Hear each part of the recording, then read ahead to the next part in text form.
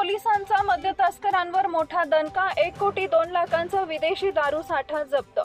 मोहाडी नगर पोलिसांनी अवैध मद्य तस्करी विरोधात मोठी कारवाई करत विनापरवाना विदेशी दारूचा तब्बल 1 कोटी 2 लाख 16 हजार रुपयांचा साठा जप्त केलाय।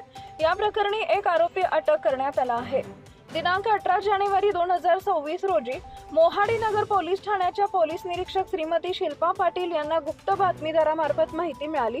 MH23AU 7042 क्रमांकाच्या ट्रकमधून मालेगावकडून धुळे मार्गे विनापरवाना विदेशी दारूची वाहतूक होत आहे। ही माहिती त्यांनी तात्काळ पोलीस अधीक्षक श्रीकांत धिवरे, अप्पर पोलीस अधीक्षक अजय देवरे तसेच उपविभागीय पोलीस अधिकारी राजकुमार उपासे यांना कळवून त्यांच्या मार्गदर्शनाखाली विशेष पथक तयार केले। सायंकाळी 7:30 वाजता लळिंग टोल नाक्यापुढे धुळेकडे जाणाऱ्या रस्त्यावर जय मल्हार चहाच्या टपरीजवळ सदर ट्रक उभा असल्याचं आढळून आले। वाहन चालकाकडे चौकशी केली असता तो समाधानकारक उत्तर देत नसल्याने ट्रक पोलीस ठाण्यात आणून पंचासमक्ष झडती घेण्यात आली। झडती दरम्यान ट्रकमध्ये गोवा विस्की नावाची विदेशी दारूचे 1500 बॉक्स आढळून आले।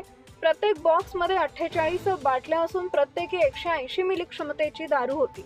दारू साठ्याची एकूण किंमत 92 लाख 16 हजार रुपये इतकी असून वाहतूक करणारा ट्रक टाटा LPT 3118 यांची किंमत 10 लाख रुपये आहे। अशा प्रकारे एकूण 1 कोटी 2 लाख 16 हजार रुपयांचा मुद्देमाल जप्त करण्यात आला आहे। या प्रकरणी ट्रक चालक मुकेश प्रमापती वय वर्ष 35 राहणार धार मध्य प्रदेश यास अटक करण्यात आली असून त्याच्या विरोधात मोहाडी नगर पोलीस ठाण्यात महाराष्ट्र दारू बंदी अधिनियम 1949 अंतर्गत कलम 65 65 अ 83 108 अन्वये गुन्हा दाखल करण्यात आला आहे।